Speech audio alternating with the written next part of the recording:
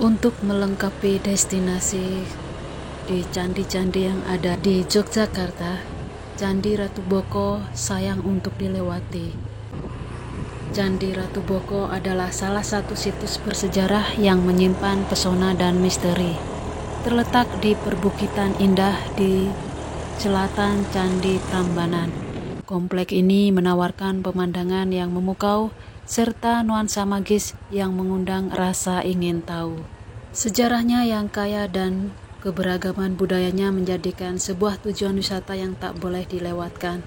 Setiap sudut Candi Ratu Boko menyimpan cerita yang menarik untuk diungkap.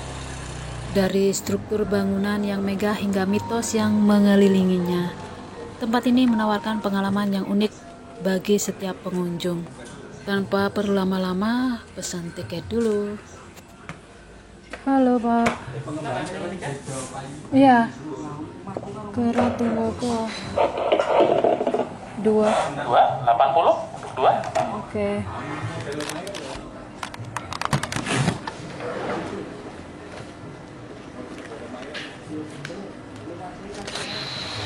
Sebentar ya.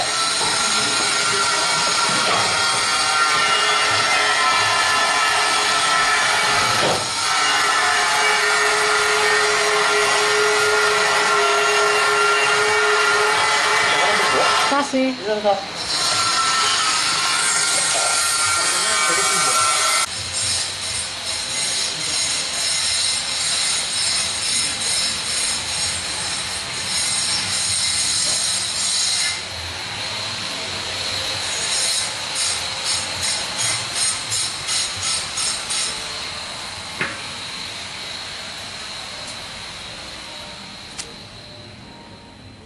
Sepertinya ada suara las atau apa ya, berisik banget.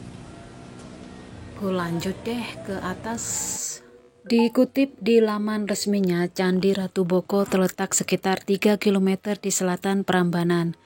Lebih tepatnya di atas bukit yang tingginya sekitar 195,97 meter di atas permukaan laut. Meskipun sering disebut sebagai candi,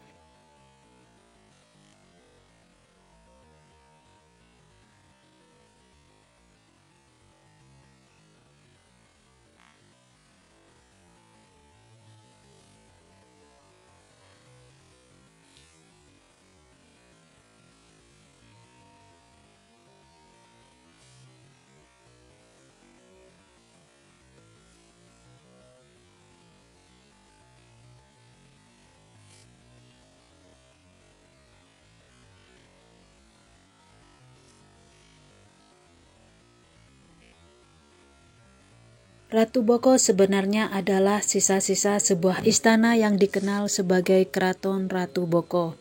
Menurut legenda, tempat ini dulunya adalah istana milik Ratu Boko. Ayah dari Loro Jongrang, istana ini dibangun pada abad ke-8 Masehi sebelum dinasti Sailendra yang beragama Buddha, namun kemudian dikuasai oleh Raja Hindu Mataram. Ratu Boko memiliki sejarah yang kaya dengan ditemukan sebuah prasasti yang bernama Prasasti Abaya Giri Wihara yang berasal dari tahun 792 Masehi. Prasasti ini menunjukkan bahwa Ratu Boko dibangun oleh Rakai Panangkaran. Pada prasasti tersebut tertulis dengan huruf Pranagari yang umum digunakan dalam prasasti Buddha. Selama masa pemerintahan Rakai Walaing antara 898 hingga 908 Masehi. Silakan tempel barcode-nya kan, scan masing-masing ya dapat barcode. Ya, terima Tiga kasih. pintu tempel barcode-nya. Udah, terima kasih.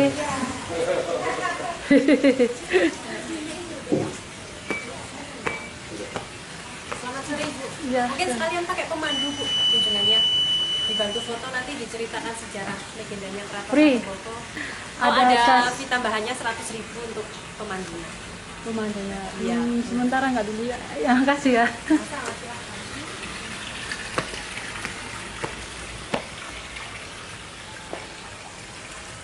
Lebih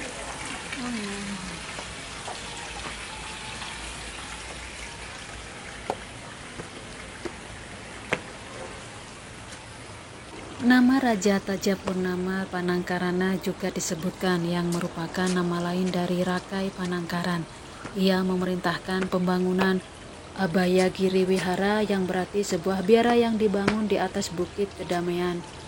Selama pemerintahan Rakai Wailang, Abhayagiri Wihara berganti nama menjadi Kraton Walaing. Peralihan ini mencerminkan perubahan pengaruh dari Buddha ke Hindu yang terjadi di kawasan tersebut.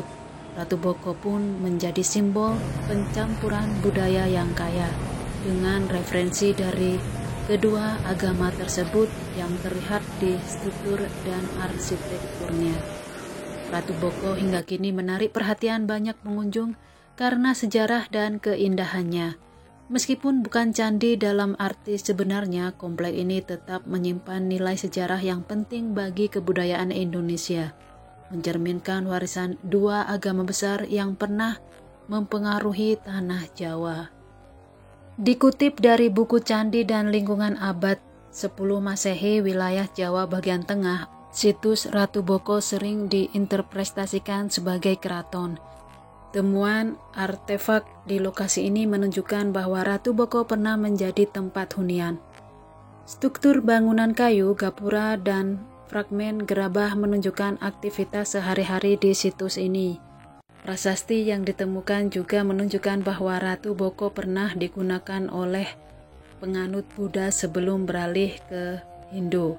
Situs ini berawal merupakan wihara bernama Abhayagiri yang didirikan pada tahun 792 Masehi. Kemudian pada tahun 859 Masehi, komplek ini berfungsi sebagai hunian seorang penguasa bernama Rakai Wailang Pukumbayoni yang beragama Hindu.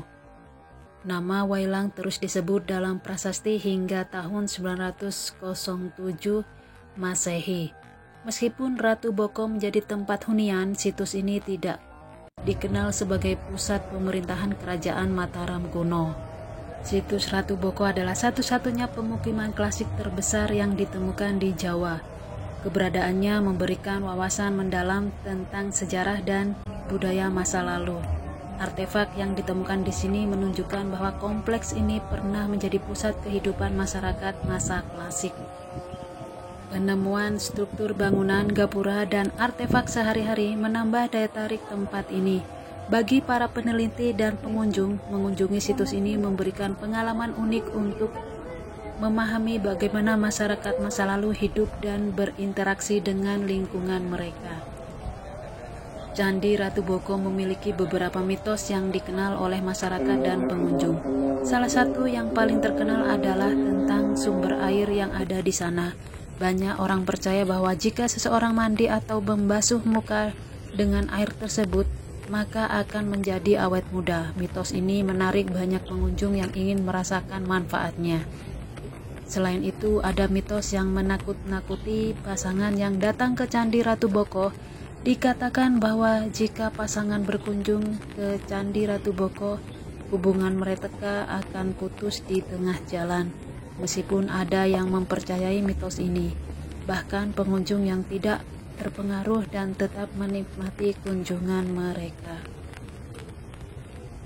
Gimana? Tertarik untuk mengunjunginya? Mungkin sampai di sini dulu perjumpaan kita. Terima kasih sudah menonton dan see you next video. Bye bye.